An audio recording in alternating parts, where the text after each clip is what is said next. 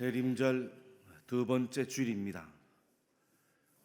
대림절은 예수 그리스도의 탄생을 맞이하고 다시 오실 그 주님의 약속을 우리가 잊지 않고 기다리면서 사모하는 이 성도들의 신앙의 시간이고 계절이라 말씀을 드렸죠. 지난 주일 하나님께서는 예수님을 이 땅에 보내주시면서 인류의 역사 가운데 구속의 시간이, 구원의 시간이 이 세상과 세속의 시간 안으로 침투해 들어온 줄로 믿으시기를 바랍니다. 우리 주님의 탄생과 또 공생의 순환, 부활, 승천, 성령의 강림, 그리고 교회의 시간이 이 땅에 태어난 겁니다. 인류를 죄와 사망으로부터 구원해내기 위한 우리 하나님의 원대한 이 구속의 드라마가 예수님의 생애와 함께 역사 안에서 출발을 했습니다. 여러분, 죄인이고 사망 선고를 받은 인간이 자기 스스로를 구원할 수가 없는 거죠. 하나님께서 먼저 우리에게 찾아와 주셔야 되는 거예요. 하나님이 먼저 찾아와 주시고 그 구원의 손길을 우리에게 베풀어 주셔야 됩니다. 하나님께서 인간에게 찾아오시고 구원하시기 위해 생명을 주신 복음이 바로 예수님이 이 땅에 탄생하신 성탄의 사건인 것입니다. 마태복음 1장 28절, 21절에서 아들을 낳으리니 이름을 예수라 하라. 이는 그가 자기 백성을 그들의 죄에서 구원할 자이심이라 하니라. 분명하게 하나님께서 우리에게 말씀을 주셨어요. 그러므로 예수님의 오심은 하나님이 불쌍한 인생들을 위해 다시 찾아오신 사건이에요. 왜요? 하나님의 말씀을 우리에게 주시기 위해서예요. 하나님의 말씀을 저와 여러분들에게 다시 들려주시기 위해서예요. 과거 에덴 동산에서 죄 때문에 우리의 인류의 조상 아담이 잃어버린 그 하나님의 말씀, 그 하나님의 음성을 다시 회복시켜 주시고 다시 들려주시기 위해 예수님이 이 땅에 오신 거예요. 그렇습니다, 여러분. 인류의 문제가 무엇입니까? 식량이 문제입니까? 기후가 문제예요. 생태의 위기고 코로나 바이러스와 같은 또 다른 바이러스가 언제 우리에게 들어올지 위기입니까? 아니면 여러 나라에서 가지고 있는 지구를 멸망시킬 수 있는 그 핵 때문에 우리가 위기입니까? 급속한 과학기술의 발달로 가까운 미래에는 우리와 똑같은 지능을 가진 인공지능 AI가 출현되면 이 세상이 어떻게 바뀔지 아무도 알 수 없어서 위기입니까?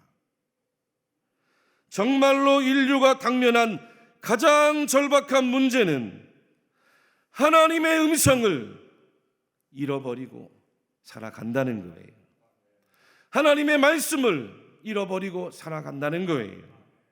하나님의 자녀로 하나님의 형상으로 지음받은 사람들이 하나님의 말씀을 잃어버렸습니다. 하나님의 음성을 잃어버렸어요. 하나님의 음성과 말씀을 듣지 못하는 위기니까 인류가 위기에 처한 거죠.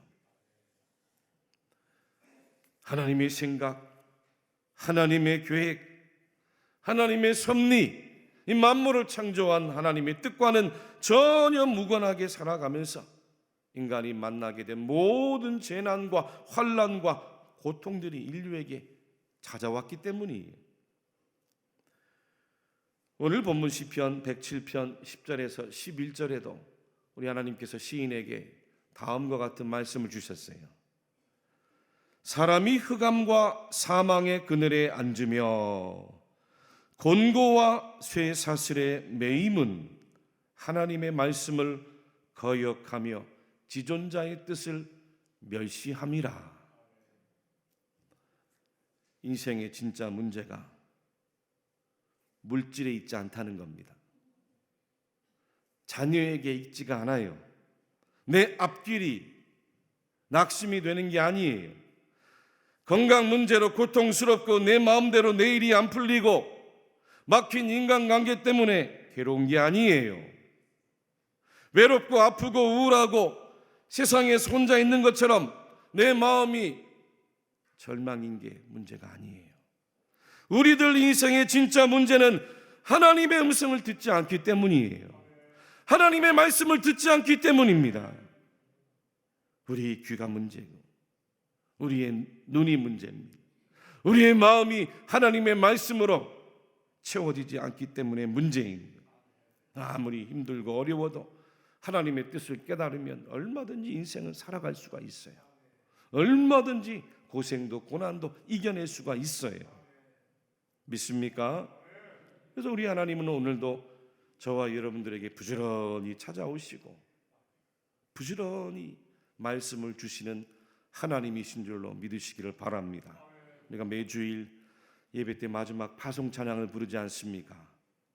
하나님은 우리를 치유하시고 하나님은 우리를 회복하게 하시고 하나님은 우리의 어두움을 밝히시고 하나님은 우리의 인생에 기적을 행하시고 세계를 열어주시고 하나님의 약속의 말씀을 지키시기 위해 오늘도 말씀하시기를 멈추지 않으시는 그 하나님의 마음을 여러분들이 깨달아 알 수 있기를 축복합니다. 어떻게 하나님께서 찾아오고 말씀하시기를 멈추지 않으시는 하나님이신가요?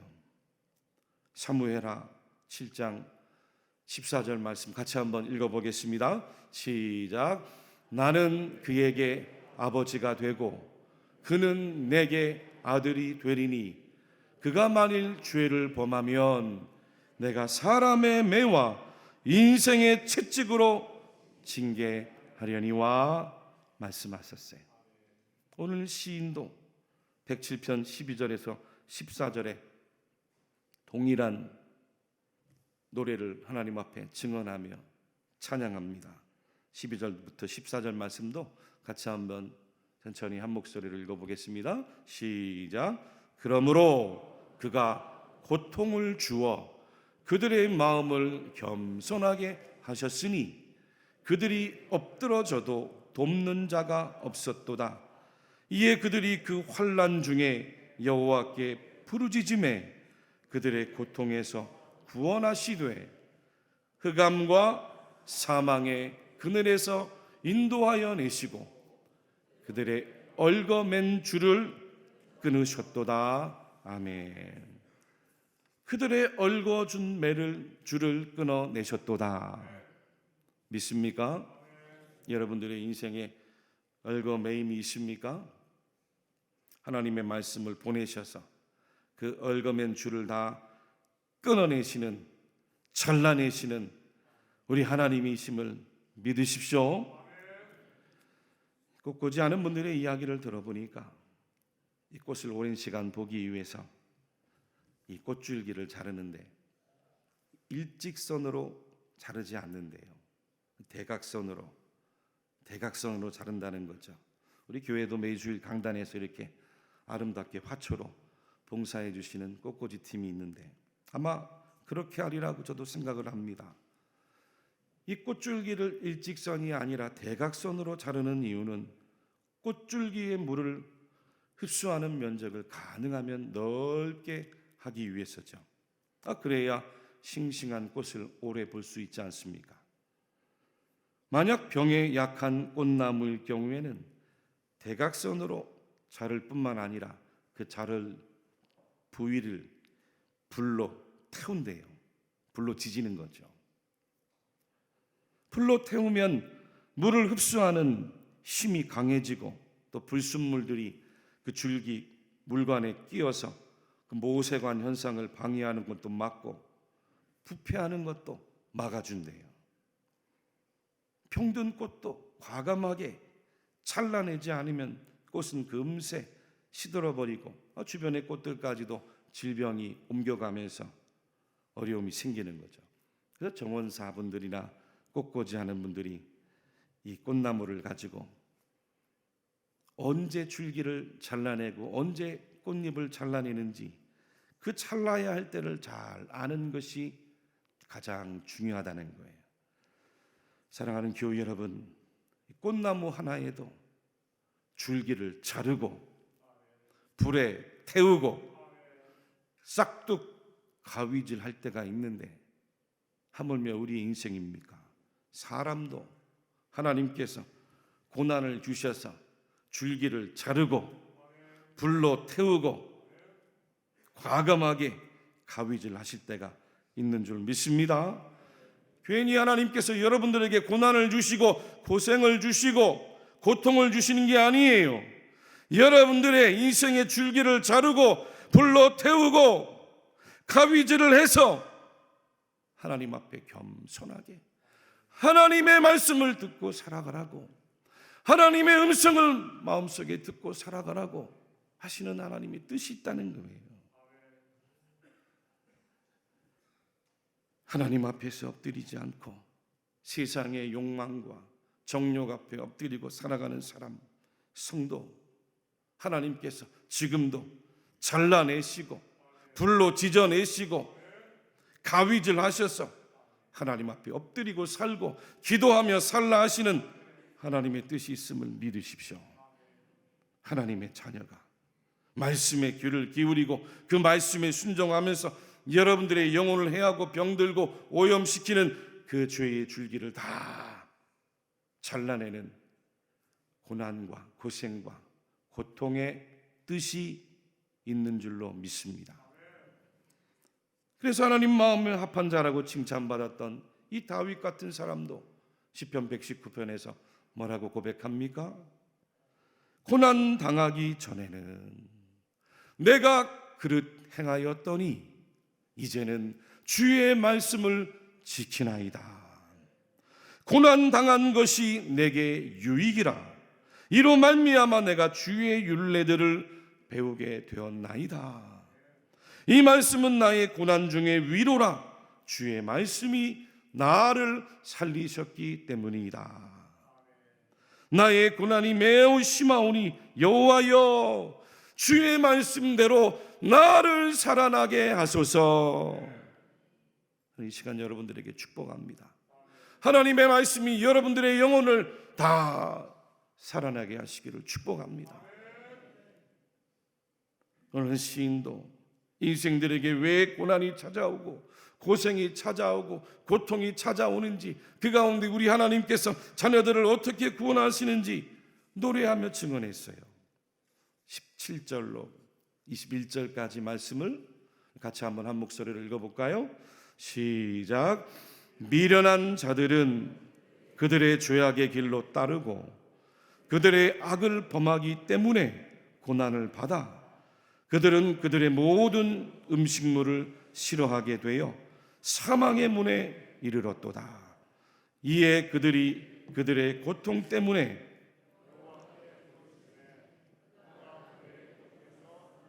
구원하시되 그가 그의 말씀을 보내어 그들을 고치시고 위험한 지경에서 건지시는도다. 여호와의 인자하심과 인생에게 행하신 기적으로 말미암아 그를 찬송할지로다. 아멘. 사랑하는 교회 여러분들이요, 여러분들에게도 인생에 찾아오는 곤고함이 있습니까? 살아도 사는 것 같지 않은 괴로움이 있습니까? 내 주변의 상황이 다 막히고 사방이 애워싸임을 당해서 답답하고 메마른 경험이 있습니까? 지금 당장 바로 한 발자국만 떼어도 절벽이고 낭떠러지와 같은 위험한 고비가 놓여 있습니까? 너무 사는 게 힘드니까 오늘 시인의 고백처럼 먹는 것도 힘들고 움직이는 것도 힘들고 잠자는 것도 잠에서 깨어나는 것도 사람들과 만나 대화하고 이야기하는 것도 너무나 힘이 듭니까? 모든 일들이 너무나 버겁고 나는 행복하지 않다고, 나는 불행한 존재라고 그렇게 여기며 있지 않으십니까? 그럴 때마다 하나님의 말씀을 바라보십시오. 하나님의 말씀에 희망이 있습니다. 하나님의 말씀에 소망이 있어요. 하나님의 말씀이 여러분들을 얼마든지 치료하십니다. 말씀 가운데 기쁨이 있고 구원이 있고 길과 생명이 있습니다. 하나님의 말씀이 여러분들의 영혼을 치료하십니다. 마음도 치료하시고 영혼도 육신도 얼마든지 치료하세요. 왜요? 하나님의 말씀은 살아있기 때문에, 살아계신 하나님의 말씀이기 때문이에요. 그 말씀이 저와 여러분들을 만들었어요. 모든 만물 생명과 창조를 권능으로 능력으로 하나님의 말씀이 행하신 거예요. 히브리서 4장 12절에서 13절에 말씀하셨습니다. 하나님의 말씀은 살아있고 활력이 있어 좌우의 날선 어떤 검보다도 예리하여 혼과 영과 및 관절과 골수를 찔러 쪼개기까지 하며 또 마음의 생각과 뜻을 판단하나니 지으신 것이 하나도 그 앞에 나타나지 않음이 없고 우리의 결산을 받으실 이의 눈앞에 만물이 벌거벗은 것 같이 드러나느니라. 참 두려운 말씀입니다. 이 말씀을 유진 피터슨의 메시지 성경으로 보니까 다음과 같이 요약했어요. 하나님께서는 말씀하신 것을 반드시 지키시는 분입니다. 그분의 말씀은 이루어집니다. 그분의 능력 있는 말씀은 수술용 메스처럼 날카로워서 의심이든 변명이든 무엇이나 갈라내고 우리의 마음을 열어서, 할렐루야, 여러분의 마음을 열어서 귀 기울여 듣고 순종하게 합니다. 하나님의 말씀이 꿰뚫지 못하는 것은 아무것도 없습니다. 아무리 발버둥 쳐도 우리는 하나님의 말씀에서 달아날 수가 없습니다. 그래요. 하나님은 오늘도 우리에게 찾아오시고 말씀하시는 하나님이세요. 하나님이 나에게 말씀하신다는 게 얼마나 희망이고 기쁨이고 능력이 복음이잖아요. 그 말씀 앞에 인생들은 아무리 숨어도 숨을 수가 없대요. 아무리 발버둥 쳐도 도망갈 수가 없대요. 다 말씀 앞에 드러난다는 거예요. 그래서 성경에 보면 하나님의 말씀은 항상 사람들을 찾아와 주세요. 그리고 하나님의 뜻을 알려주세요. 에덴 동산에서 불순종의 죄를 범하고 두려워 나무 뒤에 숨었던 인류의 조상 아담에게도 하나님이 찾아와 주셨잖아요. 그 이름을 부르세요. 아담아, 아담아, 내가 어디 있느냐? 왜 내가 나무 뒤에 숨어 있느냐? 왜 두려워하느냐? 본토 아비 친척집을 떠나 어디로 가야 할지 막막했던 아브라함에게도 하나님 찾아와 말씀을 주셨어요. 아브라함아, 내가 내게 보여줄 땅으로 가라. 너는 복이 될지라. 땅의 모든 족속이 너로 말미암아 복을 얻을 것이라. 형을 속이고 아버지를 속이고 야반도주해서 들판에 누워 돌베개 했던 야곱에게도 하나님은 친절하게 찾아와 주시고 말씀하세요. 야곱아, 나는 여호와니, 나는 여호와니, 나는 여호와니, 내가 너와 함께 있어. 내가 너와 함께 있어. 내가 어디로 가든지 너를 지키며 너를 이 땅으로 돌아오게 할지라. 그 말씀을 의지한 거예요. 그 말씀을 기억한 거예요. 그 약속을 붙든 겁니다. 광야 40년 도망자 신세로 전락했던 모세에게도 우리 하나님은 그 나이 80세에 나타나셔서 말씀하세요. 모세야, 모세야, 내 발에서 신을 벗으라. 이제 내가 너를 바로에게 보내어 너에게 내 백성 이스라엘 자손을 애굽에서 인도하여 내게 하리라. 하나님의 말씀을 친히 들려주시는 우리 하늘의 아버지 하나님이십니다. 여러분, 하나님께서 괜히 찾아오는 게 아니죠. 찾아오시고 말씀을 주시고 하나님의 뜻을 깨닫게 하시고 우리 인생을 살아가게 하시는 거예요. 하나님께서 그렇게 인간에게 먼저 오셔서 말씀을 통해 들려주시고, 아멘. 때로는 고난을 통해 들려주시고, 때로는 선지자들과 주의 종들을 통해서도 들려주세요. 그럼에도 불구하고 인간이 얼마나 악해요. 얼마나 고집이 셉니까? 얼마나 완악합니까? 듣지 않는 거예요. 순종하지 않는 거예요. 그러니 하나님이 얼마나 답답하셨는지 나중에는 어떻게 하셨어요? 직접 사람의 모양으로 사람의 몸을 입고 말씀의 본체이신 예수님이 이 땅에 강림하신 줄로 믿습니다. 하도 듣지 않으니까 하나님의 말씀이 사람이 되어서 하나님의 아들이 되어서 우리에게 천국의 복음을 들려주신 거예요. 요한복음 1장 14절의 말씀이죠. 같이 한번 말씀 읽겠습니다. 말씀이 육신이 되어 우리 가운데에 거하심에 우리가 그의 영광을 보니 아버지의 독생자의 영광이요 은혜와 진리가 충만하더라. 아멘. 오늘 내림절 두 번째 주일, 하나님께서는 오늘도 이 강단을 통해 찾아오시고 여러분들에게 기록된 말씀이 선포되는 말씀을 통해 여러분들의 심령에 새겨지는 말씀으로 들려주시는 줄로 믿으십시오. 하나님의 말씀이 여러분들의 인생을 고치십니다. 하나님의 말씀이 여러분들의 인생에 참 위로와 소망이 되어주십니다. 오늘도 이 땅을 살아가는 모든 대구 칠곡의 성도들이 찾아오시고 말씀하시는 하나님과 함께 동행해가는 권속들로 능력 있게 걸어가시기를 주의 이름으로 간절히 축원합니다. 시편 107편 19절 20절 마지막으로 함께 읽고 마치겠습니다. 시작.